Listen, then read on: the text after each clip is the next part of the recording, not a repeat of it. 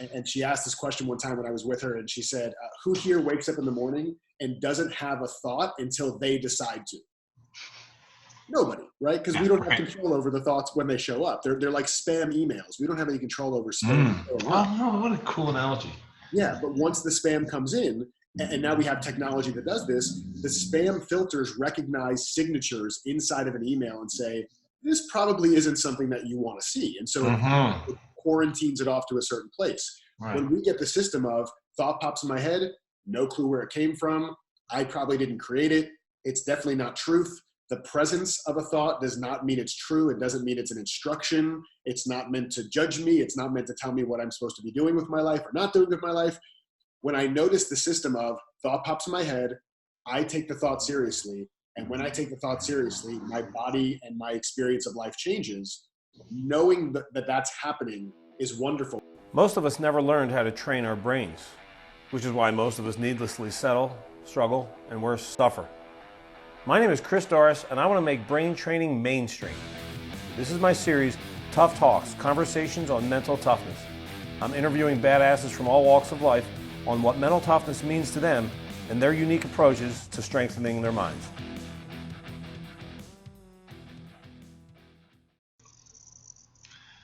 You know that feeling you have when you're about to give someone a gift that you know they are going to love? I got that feeling right now. And you are the gift recipient. And the gift is our guest today, Jason Goldberg. And I'm not kidding with that analogy, not one bit. You're going to laugh. That's a lock. Jason has become one of my very best friends in the world over the last several years. I don't remember how many years ago I met him. Not that many. 4, maybe.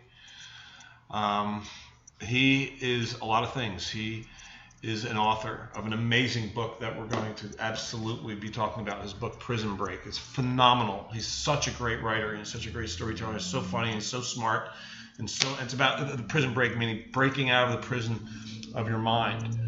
And so we're going to have a lot to talk about there. He's also he's a rapper. The dude opened for Wu Tang Clan. That is legit. I mean, he hosts, if you've seen these Tough Talks, then you know I constantly reference A-Fest, the Mind Valley event that happens around the world, and I've been to 2 of them so far. And he is the host of it. He's a co-host. There's 2 hosts. And that's half the reason I go, is to watch him up on stage do simultaneously 2 things: make me laugh my ass off, that feeling you have when you're he does that so masterfully. So let's go do that. Let's go laugh our asses off and learn from the one and only Jason Goldberg. He's waiting out there somewhere. Let's go find him. Where are you, buddy? I got that feeling right now. And you are the gift recipient. And the gift is our guest today, Jason Goldberg. And I'm not kidding with that analogy, not one bit. You're going to laugh. That's a lock. Jason has become one of my very best friends in the world over the last several years. I don't remember how many years ago I met him. Not that many. 4, maybe. He is a lot of things. He is an author of an amazing book that we're going to absolutely be talking about. His book, Prison Break. It's phenomenal. He's such a great writer and such a great storyteller. He's so funny and so smart. And so it's about the prison break, meaning breaking out of the prison of your mind. And so we're going to have a lot to talk about there. He's also he's a rapper. The dude opened for Wu Tang Clan. That is legit. I mean, he hosts, if you've seen these Tough Talks, then you know I constantly reference A-Fest, the Mind Valley event that happens around the world, and I've been to 2 of them so far. And he is the host of it. He's a co-host. There's 2 hosts. And that's half the reason I go, is to watch him up on stage do simultaneously 2 things: make me laugh my ass off and learn.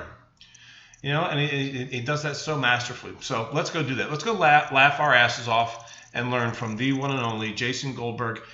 He's waiting out there somewhere. Let's go find him. Where are you, buddy? Found him! Yes! Usually when that happens, it's accompanied with like handcuffs and slammed up against a car for something I didn't do. I got to tell you, just seeing you makes it easy for me to feel joy. You are one of my favorite people in history, and I am dead serious about that. Are you really serious? See what I did there, bro? Yeah. Do you love that phrase? Do you love that term, dead serious? Dead serious. Was it? Have you heard Sadhguru? He talks about choose either dead or serious. He's like, there's plenty. No, that's brilliant. I love that. There's plenty of time to be dead later. You're gonna choose one, choose serious, but don't be dead and serious. Do one of the two. That's pretty funny. But I figured, that's probably not one of your favorite phrases.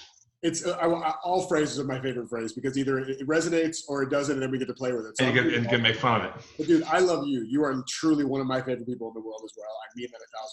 I see you and I'm just like lit up instantly. So mutual admiration society, full effect. Love fest. All right.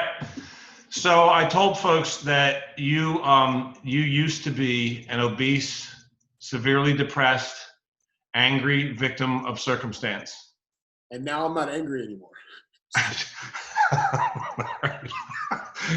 You beat me to it. I was going to say, and now you're a thin one. I know this is meant to be a very serious interview, but were you ever a fan of Mitch Hedberg, the comedian? No, I don't know. He had this line. Wait. What's his name? Mitch Hedberg. Mitch Hedberg. No. So he had this line. He comes on stage. He goes, "I used to do drugs," and then he goes, "I still do them, but I also used to do them." Right. All right, sorry. Now we're getting into dead serious stuff. Yeah. Dead serious. Like, hey, where, by the way, were you when you opened for Wu Tang Clan? Where did that happen? This is back in Orlando. So I was born and raised in Florida, and I moved. I was born in Miami, but I moved to Orlando. Well, I didn't choose. My mom took me to Orlando when I was 2. And then I was in Orlando for like literally I was in the same like 2-mile radius, different places, but 2-mile radius for 32 years in Orlando. Wow. So yeah, it was in Orlando. All right, cool. I don't know if I knew that about you. I'm also a natural born Floridian. Dude, I had no idea. Where were you born in Florida? Yeah, I was born in Sarasota Hospital.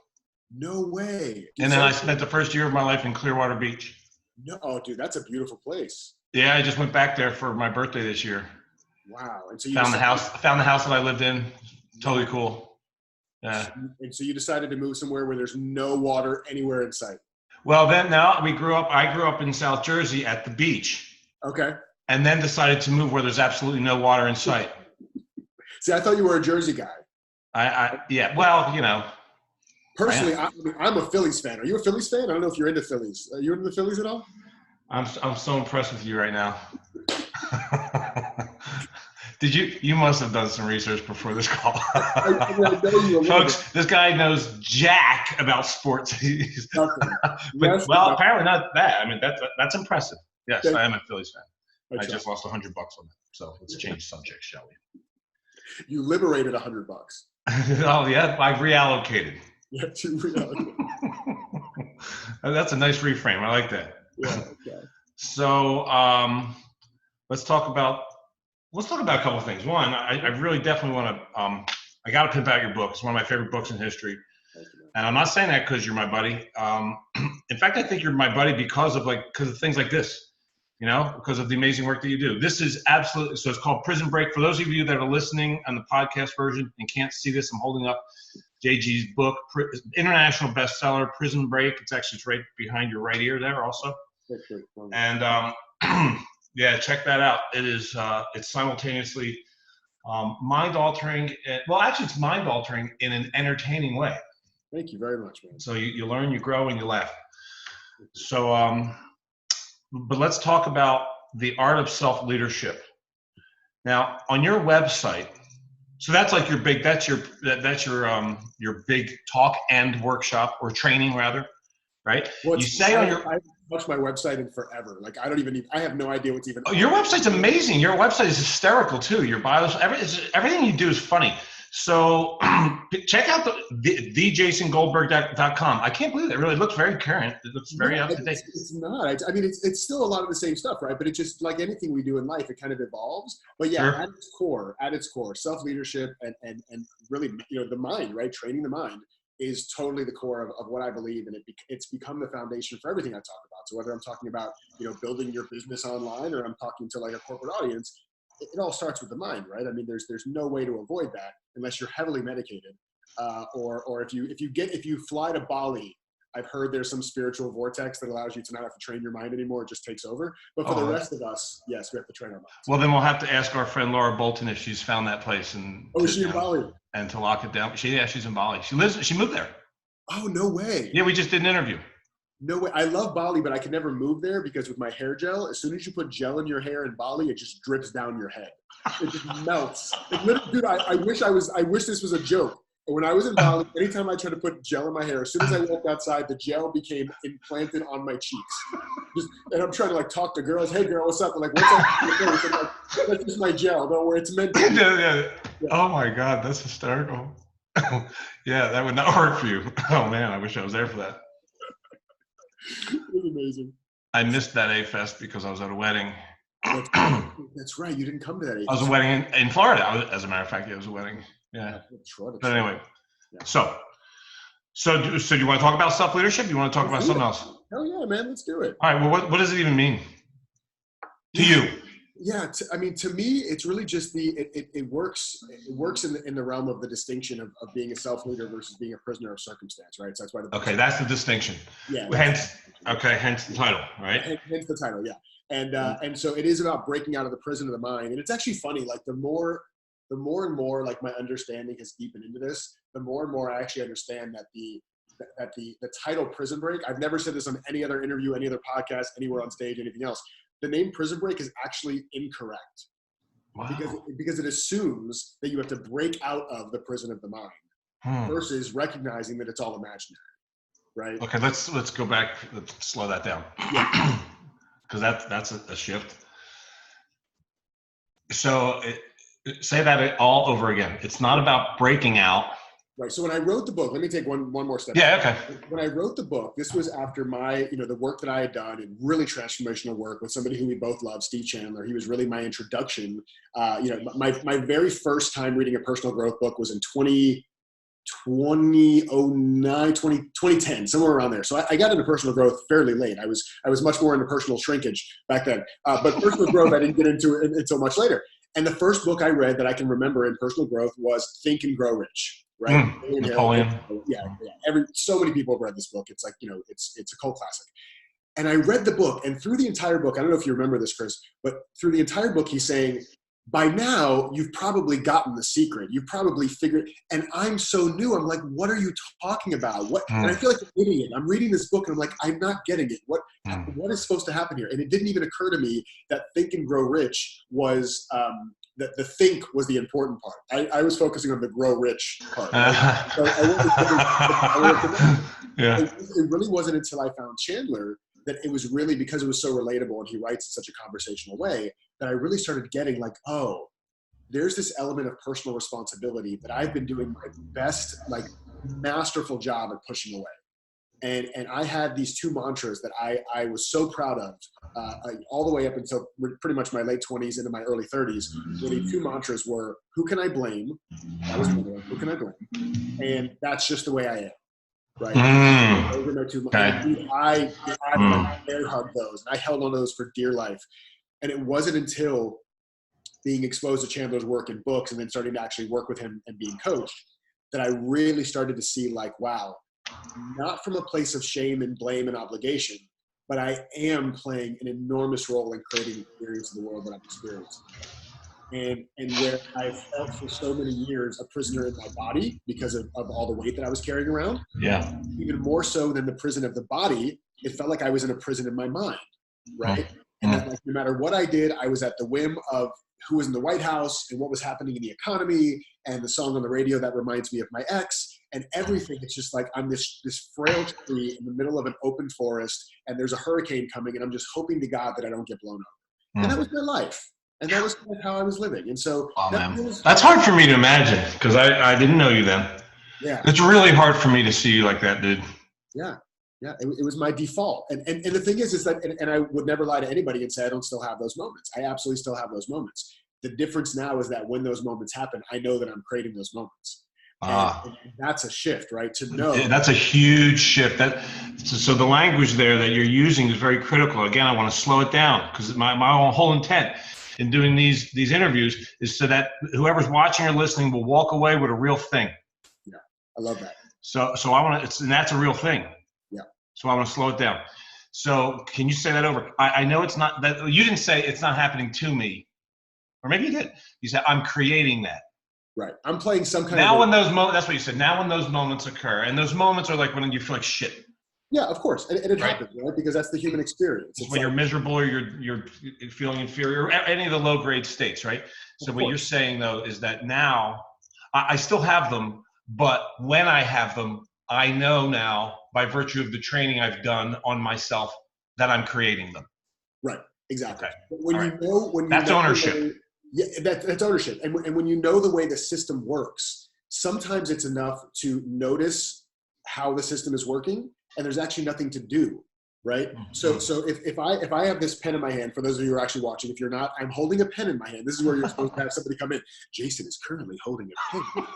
So if I'm holding this pen in my hand, we need a narrator. If I'm holding this pen in my hand and I take my fingers off of it and the pen falls, and I don't understand that the system of gravity is just working because that's what it does, then I panic and I say, oh my God, why did the pen drop out of my hand? Why is the pen why isn't the pen floating in front of me? Right? What did I do wrong? Why is this happening to me? The pen should still be in my hand. This is not the way life should be. But when I understand that, well, yeah, the way the system works is if you're holding something up and you stop holding it, the system of gravity takes over and the thing falls. So when I get into these places where I'm like pissed off or I'm angry or I'm upset or I'm frustrated or whatever, and I understand like, oh, that's thinking in my head that I'm taking seriously. It doesn't mean that immediately it dissipates and goes away, but it does shorten the window of time to get back to that place of peace and equanimity, because I understand, oh, the system's working again, where when I have a thought that feels kind of heavy and then I take it seriously and I believe it and I think it's fact, then I react this way. I show up this way. Good to notice. And sometimes that's enough for it to shift and sometimes it's not, but still good to notice. So here's the shift. The system here at play in this example is gravity, right? What's the system that's at play here? The system is thoughts pop in my head, most of which I never created to begin with. Byron Katie has this amazing thing she always says is that we're not thinking, we're being thought. And she asked this question one time when I was with her and she said, who here wakes up in the morning and doesn't have a thought until they decide to? Nobody, right? Because we don't have control over the thoughts when they show up. They're like spam emails. We don't have any control over spam. Oh, what a cool analogy.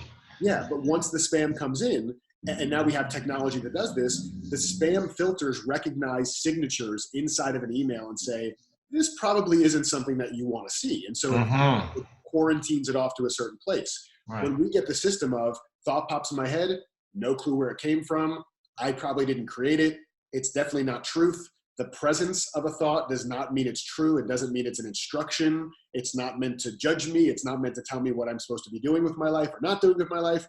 When I notice the system of thought pops in my head, I take the thought seriously. And when I take the thought seriously, my body and my experience of life changes.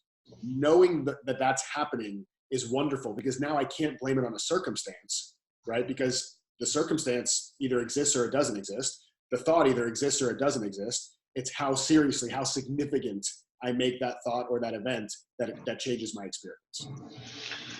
So that's the system. Now, when my sincere wish is that there's someone listening or watching this that is having a shift right now. Yeah. That heard everything you just said, oh my God, this is what I need. That would be just so perfect, right? So talk to that. So talk, what? It was huge for me. Like, yeah, just that. Yeah. So talk to that person or those people, right? About, so how do you train that? How do you practice that? Yeah. In as practical way as possible. How do you get better at that? Yeah. So it really is. It is a practice. It is a moment by moment practice to see if I can notice what's going on. Here's what I would ask everybody to try to practice whenever they can.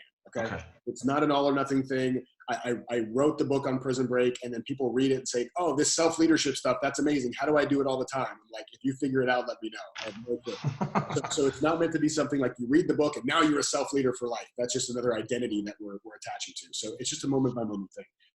So my own personal practice every single day, as much as possible, is to ask myself, can whatever difficult thoughts or feelings or emotions or whatever are happening for me in the moment, can I allow them to be without being a nuisance? Right? Well, wait, can I allow them to be without being a nuisance? Yeah. So my mantra around that to practice when this stuff comes up for me, very, very simple. 3 words: present, but irrelevant. Huh. Present, but irrelevant. I'm acknowledging it's there. I'm not saying I got to fight this away. I got to overcome it. I got to push through. I got to reframe it. I got to do all the things to get rid of this thing. No, if I'm trying to get rid of something, what you resist persists, right? Like it's going to stick with you. So instead of that, it's present. Yep. I'm definitely seeing that right now. I am pissed off. I am overwhelmed. I am frustrated. How dare that person do that to me? How dare that person say that to me? I can't believe that client didn't sign up with me. I can't believe my girlfriend broke up with me. Whatever it is, right? Notice, present. Yes, that's definitely present. But it's not relevant if I want to feel a certain way in my life. It's not relevant if I want to feel a certain way. Because like, someone's, you could hear that and say, well, yeah, my girlfriend just dumped me. That's pretty relevant. I'm going to play devil's advocate here. Yeah. All right. For the sake of fairness. Yeah. All right. So I'm going to act like I have no clue what the hell you're talking about right now. Because what are you talking about? I just got dumped. Yep. I treated her like a queen. Okay. I'm heartbroken over here. How you're telling me that's not relevant? Yeah. And how do you want to feel? Do you want to feel rejected? Do you want to feel let down? Do you want to feel sad? Do you want to feel why would I want to feel? No, of course I don't want to feel rejected and sad and down. That's a great question. Good. So that's a great insight. So given the fact that you don't want to feel that way, how would you like to feel about this situation or just in life in general? How would you like to feel right now? I would like to feel at peace. I would like to feel happy. I would like to feel optimistic. I love all that. That's amazing. So do you think that believing the thoughts that are in your head right now about she shouldn't have done that, I can't believe she did that, does that bring you closer to or take you further away from peace and happiness? So you're trying to make me own this, aren't you? It's hard to play devil's advocate. That's just fun. Yeah, obviously okay. So you're telling me that I'm creating the experience, I'm creating the mood, the feeling of rejection and misery? Yes, and I want you to hear that that's not a judgment, right? So if you want to feel sadness and misery, that's totally fine. You're a human being. You're allowed to feel whatever you want to feel. I just want you to be truthful about where it's coming from. Where's it coming from? It's coming from you believing that she shouldn't have done what she did. It's coming from you taking seriously a thought that popped in your head that tells you things should be different than the way they are. So what should I be doing instead? That's up to you. However, but if you want to feel peaceful and you want to feel happy, yes, then continuing to entertain the thoughts about what she shouldn't have done bring you further away from that or closer to that? Further away. Cool. So good to notice. If you want to feel a certain way, this probably isn't serving you to get there. And if you want to sit in this for a little while and you want to just have like kind of this feel, let this feel whatever it feels for the next hour, 2 hours, 4 hours, a day, 10 days, whatever you want, that's fine. Just know that the more you entertain these thoughts and give them a place to live, the more they're going to be present and relevant in your life. So what's my alternative then? How do I create the joy? So I would ask myself if this is not, if entertaining these thoughts is not bringing me closer to peace, can I have 5% less of a serious relationship with these thoughts, right? I don't need to overcome them. I don't need you to reframe it. I don't need you to say like, she freed me up to find the woman of my dreams. Fine. If that works for you, fantastic. But to me, that's like smearing ketchup on my face and then trying to convince myself it's blood, right? Like I know what's really happening in this moment. So instead, what if it's just not as significant that I'm feeling what I'm feeling right now? What if it's okay, right? And there's a question I asked myself. This came, 99% of what I teach came out of necessity for myself. It wasn't an intellectual exercise where I sat down in the journal to figure out how to coach people around it. It was me being coached and me coaching myself. And I remember this one day in particular where I was feeling so down. Like I was 3 or 4 years ago. I was living in Raleigh and I was like, I'm going to go out for a walk. Because, sometimes just going for a walk clears your head, you feel better. I go for a walk, nothing's changing. I still feel in it. I still feel angry. I still feel upset. I'm feeling sad, all these things.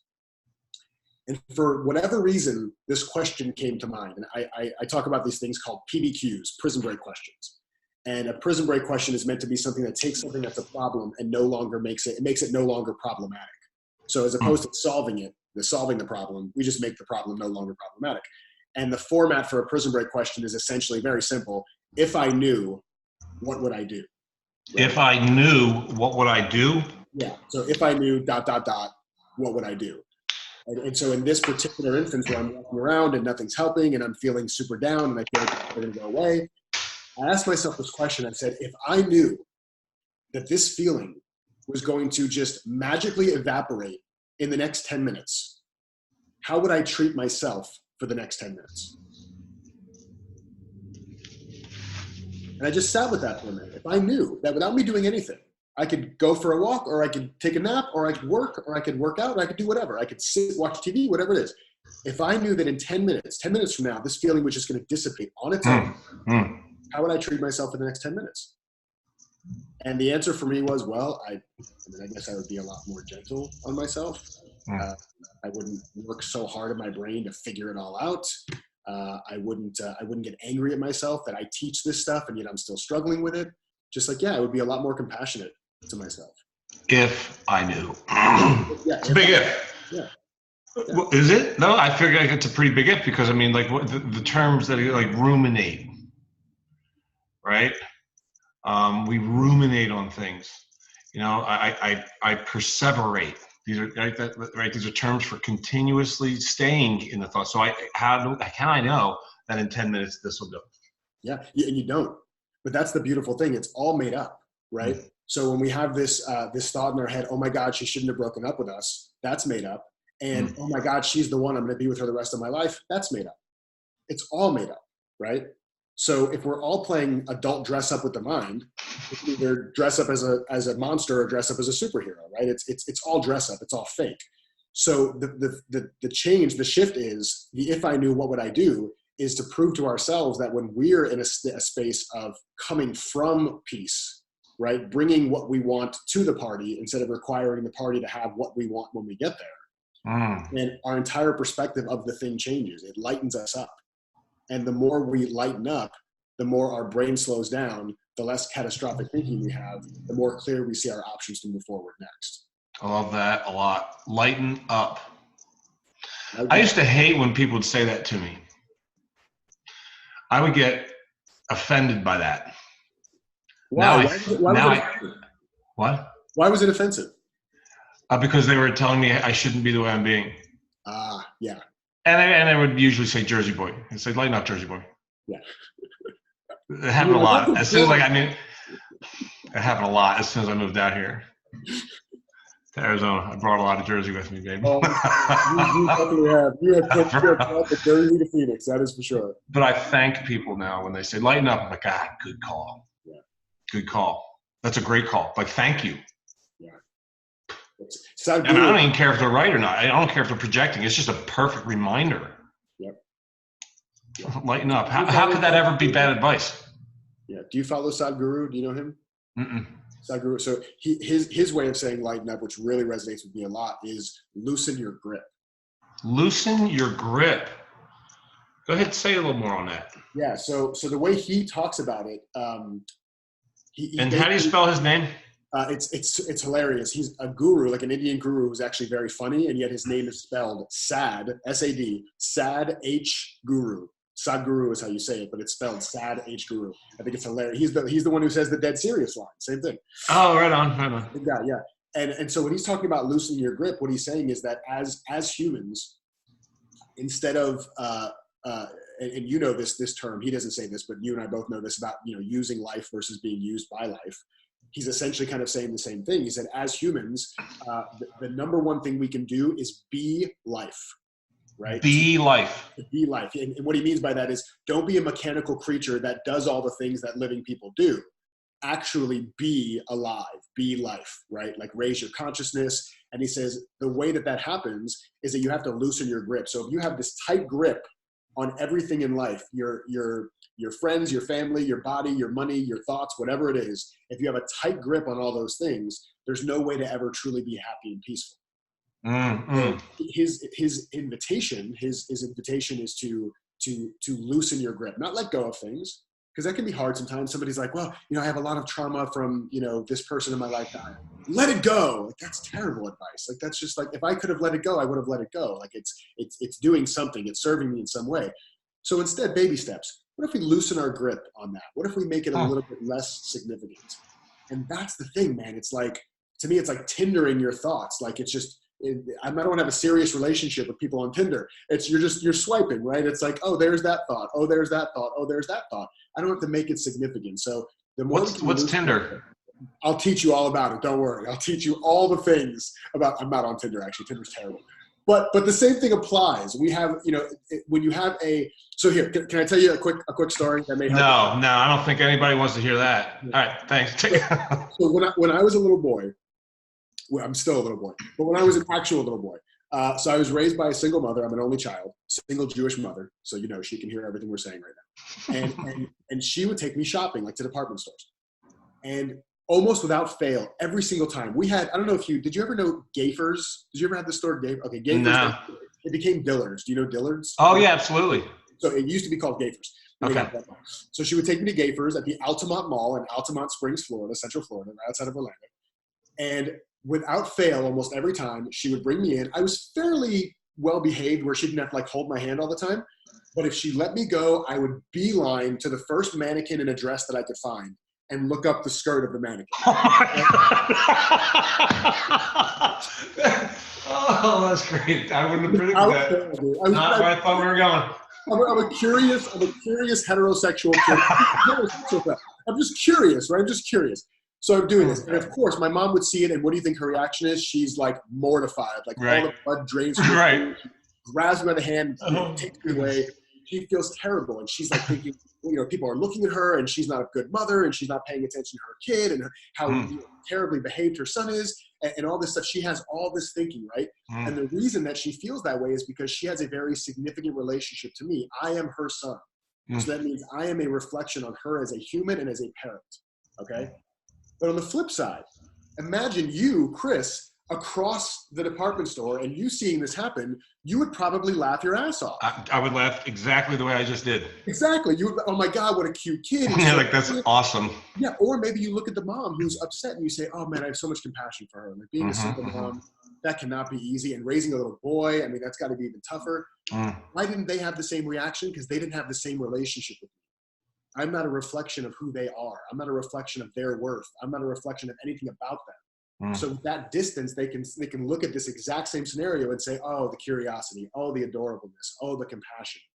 And we can do the same thing with our thoughts if we don't take them seriously and have such a significant relationship with them. If we loosen the grip. Loosen the grip. That's beautiful. That's powerful. Thank you for that. And for the laugh, all the laughs, always. So you're always up to amazing things, man. You're a busy dude. You're a fast-paced mofo, and I want to hear, what are you up to now? What are your favorite goings on? One of the things I love about you, Chris, is that you have a really good way of slowing me down.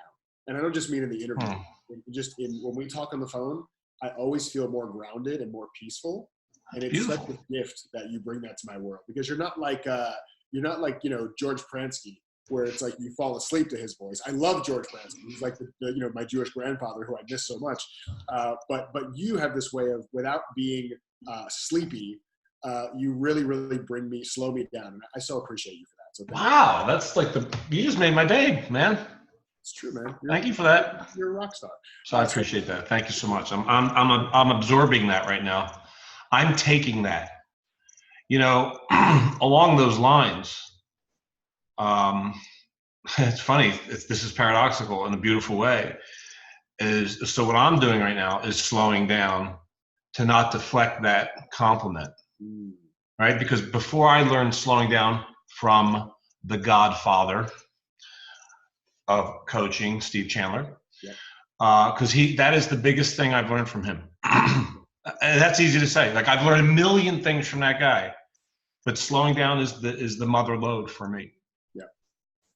And even absolute game changer. Even that's interesting. Can I riff on slowing down for like 2 seconds? Bring it. Okay, because here's the thing that I hear from people when I talk about slowing down sometimes is I meet people who are kind of high energy like me and they move fast. And first of all, when I talk about slowing down, and usually it's in the context of business, like slowing down, and that's how I learned it from Chandler as well. But when I talk about slowing down, one of two things happen. Either they look at me and say, you don't have a slow bone in your body, right? First of all, which I'm like, thanks for the judgment. I mean, luckily my therapist says my ego is almost completely recreated and rebuilt. So we're good. That's the one thing. Or the second thing is they say, I'm afraid, like I like being fast paced. So you're telling me that like I have to slow down, and that feels like really not just unnatural, but it feels like it goes against what I like to do, like what's fun for me.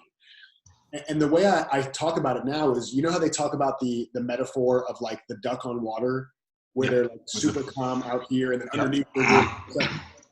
For me, I've recognized that when I'm at my best, I'm actually an upside down duck, right? And I don't mean to drown ducks, please. If there's anybody from PETA that's watching this, don't contact me. I have nothing to say to you. But if you turn the duck upside down, then it's like what everybody sees is going very fast, but I can still be slowed down under the surface. I love that. That reminds me of the work that I used to do when I was working with athletes, race car drivers in particular, hauling ass and totally still. So, I love that. and it's actually fun. So I love that you said that, because that's actually another metaphor that I use a lot of times when I talk about this, about loosening your grip, is that I said this one, it was so funny. I said this one time at this like mastermind I was speaking at, and I had no clue. I like pulled it out of my ass entirely. And then I looked it up later and I was actually right. I'm like, yes, I totally just guessed. But with NASCAR drivers, their grip on the steering wheel is not tight. They did that, and all the blood was rushing out of their fingers and stuff, and for 2.5 hours, and they have to be so precise with they have a very focused but slightly relaxed grip on the steering wheel. I love that. That's cool. It's so crazy to think about, like, even in that situation. So yeah, that to me, the upside down duck for me is how I show up in the world. You'll see me high energy, you'll see me fast and doing all that stuff. But underneath the surface, when I'm at my best, like when I'm on stage at my best, it's when inside I am fully relaxed while still talking. And I'll tell you what, people watching, listening, if you ever get or have the opportunity to create the opportunity to have Jason be on your stage, do it. Thank you, brother. You are my favorite speaker, dude. You're so fucking funny. And it's like you're just so perfect at bringing levity into really, really meaningful content. Thank you, man. That is you. That is what you do. That, to me, that's who you are. Thank you. You bring power, and you bring it through joy and humor. So back to the other question, which is what else? What are you up to? What are your favorite goings on right now? Yeah. There's a lot going on. I mean, the main thing I focus on what I really have going on at its core is I'm trying to always live out my business plan. And I have a one-line business plan. Have I ever shared this with you before? I don't think so. So I have a one-line business plan. And I invite everybody to steal my one-line business plan, and you'll see that there's one word that you'll change to make it your own, or it can be exactly the same as mine. I don't care. But this is my one-line business plan. To leave everybody I meet with at least 5% more joy than I found. That's so good. So you can replace joy if there's something else that you love to activate. I call this activating things within people. If there's something you activate within people, clarity, calmness, feeling assured, possibilities, truth, whatever it is that you activate in people, that becomes your one-line business plan. And then I wake up every day and say, how can I do that? And leave everyone I meet with 5% more joy. What was the rest of it? Or is that the end of it? I found them. Then what? Then I found them. Then I found them. Yeah, okay. Yeah. That's beautiful. And so that may take the form of doing a keynote, or I'm going to Seattle next week. And I don't know when this comes out, but I'm going to Seattle next week to do a couple keynotes, which would be cool. So that's cool. Yeah, it's super. You're doing a couple of them. Yeah, so I'm doing a keynote on the one day and then a breakout the next day. So kind of two. Okay. Yeah. Cool. That's fun. Organization. Yes. It should be super, super fun. And actually, the company's based in Scottsdale. You love that? They're based in Scottsdale. Can you say who they are or no? Yeah, sure. It's HPN Global. I don't know if you know them. No. Yeah, great. They do hospitality stuff. They do cool rooms for events. It's in Seattle, but their global conference in Seattle. I want to talk to you offline about Wyndham, your relationship with Wyndham, because I love Wyndham, and I see you're doing some work with them. Yeah, Wyndham was God. That was when I first started. That was like 20. Oh, okay. So 2015. Yeah, I haven't done anything with them in a long time yet. But they were great. They were so fun to work with. But yeah, that's where I stayed. Actually, I stayed at the Wyndham in Clearwater when I went down there for my birthday. Amazing property. Holy mackerel! Clearwater Beach. Wyndham and like Hyatt, like some of those brands, Marriott. Some of them have just some amazing properties. Like really like top level properties, man. I love those places. So the speaking stuff, and then a lot of it is based on, I have a business accelerator for people who are building like coaching businesses, consulting businesses. So I run that online, and looking to the next level of stuff for me, which is going to be much more in the realm of the entertainment side of personal growth. So I have some projects that I'm working on that I can't talk about quite yet. Good job, teaser. I can't say it publicly because I have to be mindful. But those I'm really, really excited about to see if I can how I can make those happen in the coming year for sure. So now that you've piqued our curiosities, where do we go to stalk you? So I mean, obviously you can go to my website that's completely out of date if you just want to look at it. It has a lot of the color orange on it. It's not completely outdated. It's not completely it's not completely outdated. Your one sheet, however, your speaker one sheet, that picture. Yeah. How old are you? Were you 12? What was that? Have you looked at that lately? Great. It was like 30. That was like 4 years ago, probably 5 years ago. There was no way. Wait, so I mean, I'm not saying you look old. I'm just saying that because you don't. In that picture, you look really young. Maybe it's just a different haircut. I don't know. You didn't have the hard part. I did not have the hard part back then.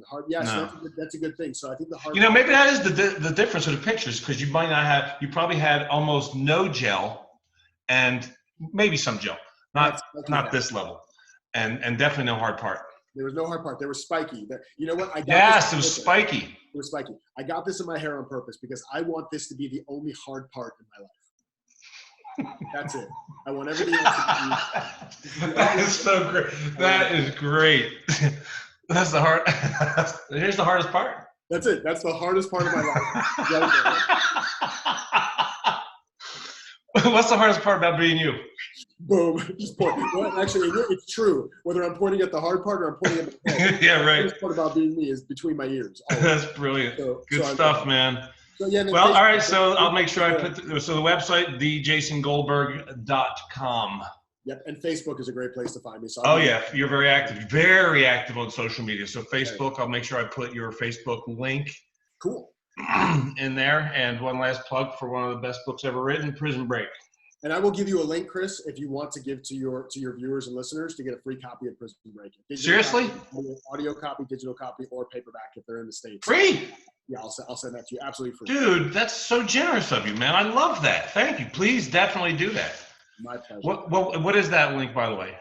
I'll set it up for you. I don't have one yet, but I'll set up a special one. Oh, I see. Oh, really? Yeah, just for your people. Yeah.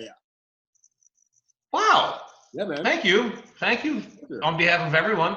Yeah, my pleasure. Okay, so those of you who are listening in the podcast version, then go to my site to get the link, because I'll put it in the show notes. Done. There it is. Go to Tough Talks. All right, man. Brother, this is exactly as fun as I knew it would be.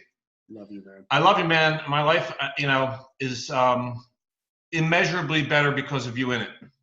Thank you. I feel the same, dude. 1,000%. Thank you for your gifts today. Thank you, brother. All right. Later. Peace. I think I'd really enjoy Jason so much more if he wasn't such a freaking stiff. If he wasn't so damn boring and drab. He's probably the funniest dude I know. I love that dude so much, as if you couldn't tell. Some really great takeaways from that conversation. I knew there would be. I love that phrase, loosen your grip. Loosen your grip. I'm going to use that. It's going to become one of my new mantras. Loosen your grip. I love that. It's got so many different applications too. It's like the steering wheel we talked about with the race car drivers, but also in golf. That's an instruction I've been given many times by my teachers.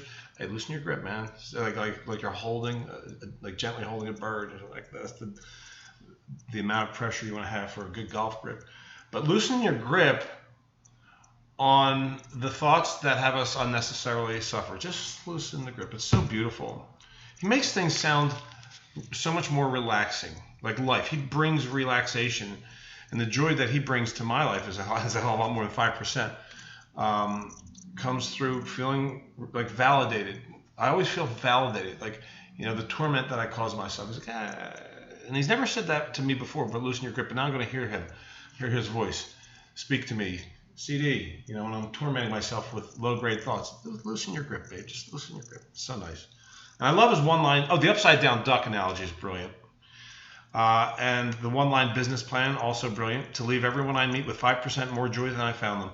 But how about that amazing, generous offer? What do you know? So he's offering anybody that's listened to this, you can just go to the link in the show notes to get his free book, to get a copy, a free digital, audio, or paperback copy of Prison Break for the Rockstar viewers and listeners of the Tough Talks podcast. How cool is that? So the link, by the way, is thejasongoldberg.com, which is his website, but /Tough Talks. So thejasongoldberg.com/Tough Talks. And so if you're on the podcast, if you're just listening, and of course it'll be in the show notes on my website on the Tough Talks tab. All right, folks, thanks again. I hope you enjoyed that as much as I did. And until next time, great miracles.